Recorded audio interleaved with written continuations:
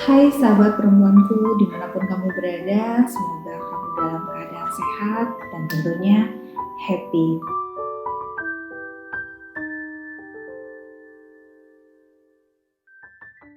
Pada video pertama ini bertepatan dengan hari peringatan AIDS sedunia 1 Desember tepatnya, maka saya ingin mengangkat tema tentang perempuan, khususnya ibu dengan infeksi HIV/AIDS. Saat ini itu lebih dari 16.000 ibu rumah tangga itu terinfeksi oleh HIV.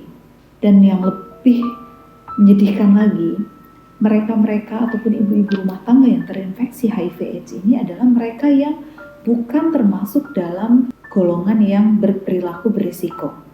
Lantas, kenapa kok bisa ya mereka terinfeksi HIV/AIDS? Ya, ternyata penularannya adalah melalui pasangan resmi mereka sendiri atau suami.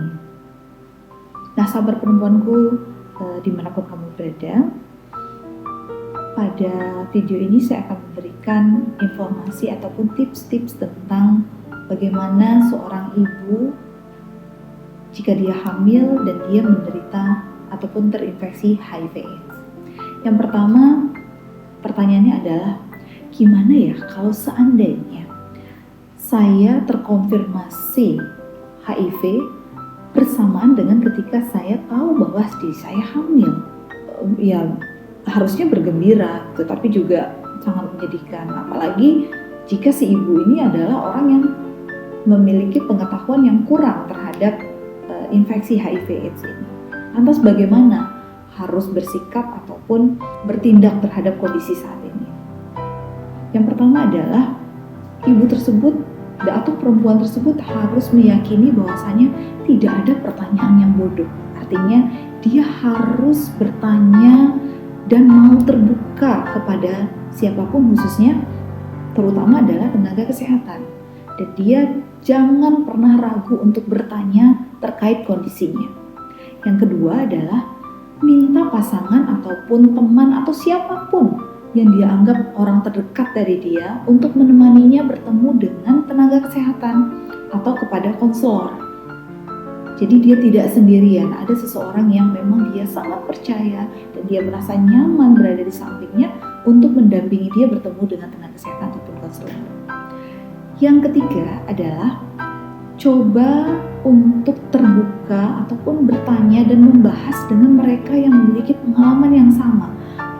Mungkin karena dia perempuan ataupun kita perempuan, kita lebih nyaman ketika kita bertukar pendapat dengan sesama perempuan.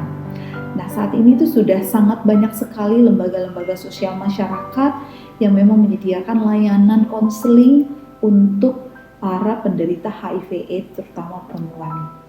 Jadi itu tadi, yang pertama adalah jangan takut bertanya. Kedua, selalu minta pendampingan kepada orang yang benar-benar kita merasa nyaman untuk berada di sampingnya. Dan yang ketiga, berbagi.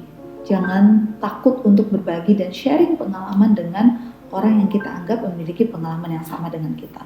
Nah, saat ini sahabat perempuanku, tes terhadap HIV/AIDS itu sudah menjadi program yang ditetapkan oleh pemerintah.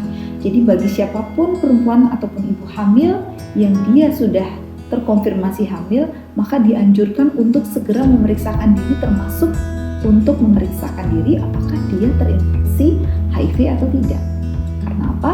Karena semakin dini dia mengetahui dirinya terinfeksi HIV, maka akan semakin dini pula pengobatan ataupun antisipasi agar tidak terjadi penularan HIV dari ibu kepada bayi.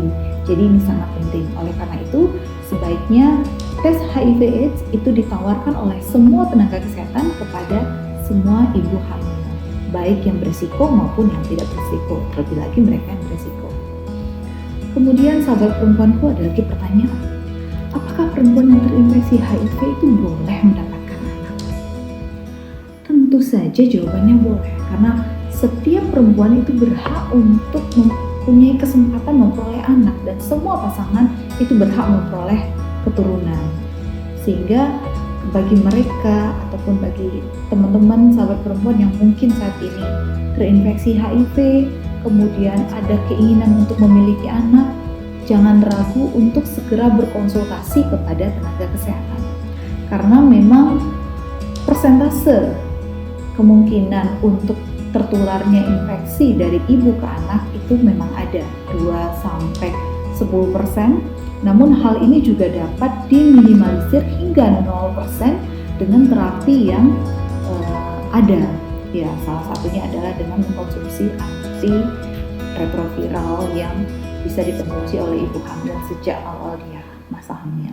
Nah, untuk itu teman-teman ataupun sahabat perempuan, jika ada keluarga, teman atau siapapun perempuan yang merasa dirinya beresiko atau bahkan sudah terkonfirmasi infeksi HIV, maka segera berkonsultasi kepada tenaga kesehatan jika memang menginginkan kehamilan. Bagaimana ya bisa ibu menularkan kepada bayi? Tentu saja kita tahu bahwasanya penularan HIV ini melalui darah, dan kita tahu juga bayi di dalam kandungan itu mendapatkan nutrisi ataupun makanan dari darah ibu. Kalau bapaknya positif, ibu tidak positif, itu sudah pasti insya Allah anaknya tidak positif. Tapi kalau ibunya positif, suaminya yang tidak positif, ya tentu saja ada kemungkinan untuk terjadi penularan. Apakah benar-benar aman mengkonsumsi antiretroviral pada ibu hamil? Sejauh ini sudah ratusan ribu orang yang mengkonsumsi antiretroviral dan juga persentase kemungkinan tertularnya bayi terhadap infeksi HIV itu juga sangat kecil. Jadi sahabat perempuanku jangan khawatir, tentu saja ketika pemerintah sudah mengeluarkan program ini sudah berdasarkan kajian klinis yang sangat komprehensif. Lantas bagaimana sih peran kita sebagai perempuan, sebagai ibu terutama dalam keluarga untuk membentengi keluarga kita dari bahayanya infeksi HIV ini? Yang pertama adalah kita harus benar-benar meningkatkan ketahanan keluarga. Karena kita tahu keluarga merupakan benteng pertama untuk kita bisa menanamkan sikap-sikap, moral, perilaku, agama, budaya, kasih sayang, bahkan fungsi reproduksi juga berawal dari keluarga.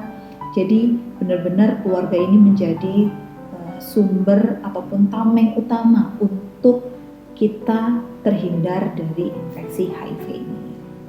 Mari kita jauhi penyakitnya, tapi jangan kita jauhi orang. Mari jaga kesehatan dengan meningkatkan imun serta perilaku sehat sehingga kita aman dari berbagai penyakit infeksi termasuk HIV/AIDS. Mungkin itu saja untuk video saya kali ini, dan jangan lupa subscribe channel Fitri Amir Mufti dan aktifin tanda loncengnya untuk mendapatkan informasi-informasi lainnya terkait seputar perempuan, lifestyle, serta kesehatan ibu dan anak. Baik, terima kasih. Sampai jumpa.